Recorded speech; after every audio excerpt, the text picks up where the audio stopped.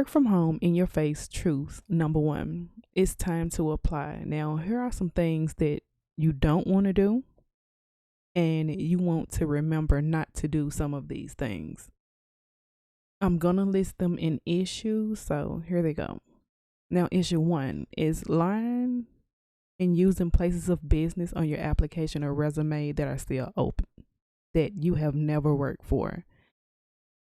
Now, this is a huge problem because eventually they're going to do a background check, and if you really didn't work there, they're going to know. And it's a really stupid move, because if they know that you're lying about that, what else can you lie about? And they're not going to hire you, or I wouldn't hire you. Issue two, putting references on your resume of people that you don't know that well. Now, you can put your references on your resume, or you can wait to put them on your application when you apply. But the problem with using references and the person don't know you that well is when the HR department call them, or the recruiter calls that company, and they want to talk to whoever about you, and they have no clue who you is, or it's really hard to pinpoint who you are. That's not a good look for you. It's okay if you are okay worker, but if you did just enough to get by and it's any room for some negative feedback, you don't want that to happen. Now, of course, you don't want to, people to make you seem like you all cookie cutter and everything is peachy. But if the person that you put on your resume or application can't remember you, hey. Now, issue three, putting people that are close to you, which could be like friends or family, on your resume. Now, this is an issue because you have to watch whose telephone number you give out.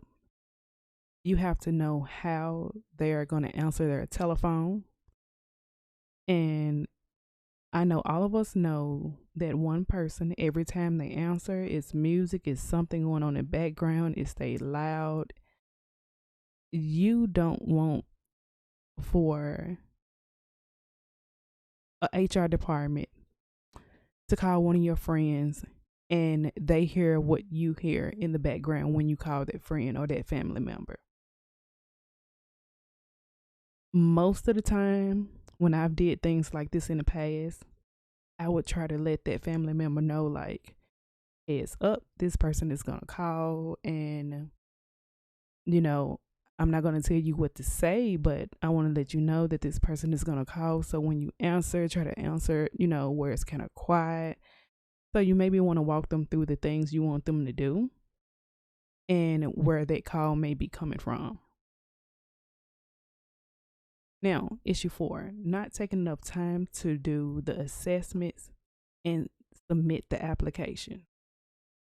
Now, for most jobs out there now, you have to do an assessment. An assessment may be like 30 to 40 minutes long, if not a little bit longer or a little bit shorter. And this basically gauges what type of worker that you may be. You want to always make sure that you do that assessment. And once you do that assessment, even if it takes you to the end of the application and you submit it, once you log out or once it takes you to the end, you always want to close that tab or close that browser, go back in and make sure that you have submitted that application. If you feel like you don't have enough time to do that assessment, I would say after you get into filling out the application and you don't feel like doing it, at least come back within the next couple of hours to do that assessment. People think just since they did the application, that's all that matters, and it's not. Most assessments come with a typing test or some type of voice audition, or audition. And you want to make sure you do that so you can be in the door, because I know a lot of work at home companies that's hiring now, and I got to put up a video for that.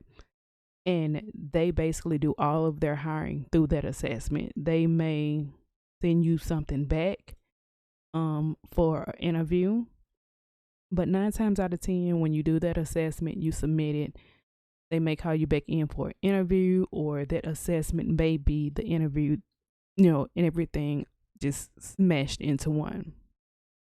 Now, issue 5. A lot of people don't even remember what they put on an application or put on their resume.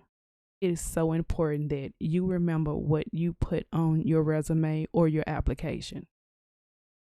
There's nothing worse than getting on the phone with an interviewer and talking, and they're asking you things, or they're asking you things to see what you're going to say, and you yourself forgot what you put on your resume or your application.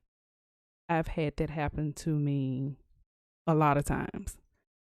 And I would say, if you have a resume and you have worked a lot of different jobs and you have worked one a little bit longer than the rest, you may want to fine tune. I won't say take anything off, but you may want to fine tune things so when they start asking you things, because trust me, some recruiters that call you, they will ask you the dates, what you did, the name of the company, someone in the HR department. So you just have to be ready, basically.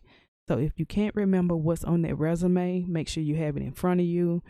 And if you can't remember what you put on that application, make sure you write it down if you think that it's going to be something far-fetched, because all of us in some point in time on a resume may have kept something out or may have told a little bit more. And so you want to make sure you write those things down. Now, issue 6. You want to make sure that your application is up.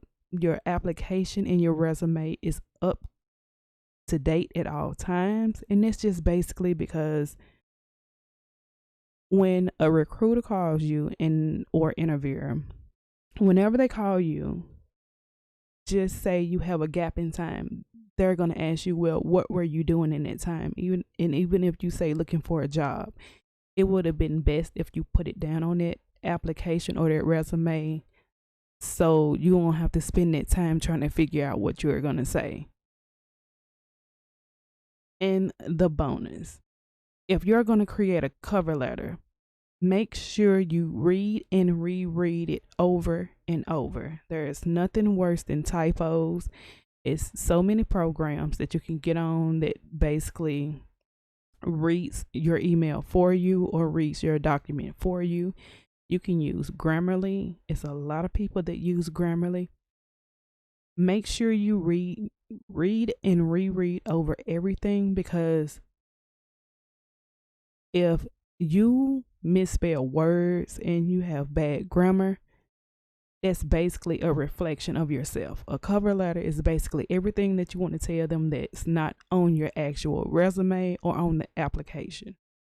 So you want to make sure that you project yourself and be the best person and sound like you're the best person that you possibly can be.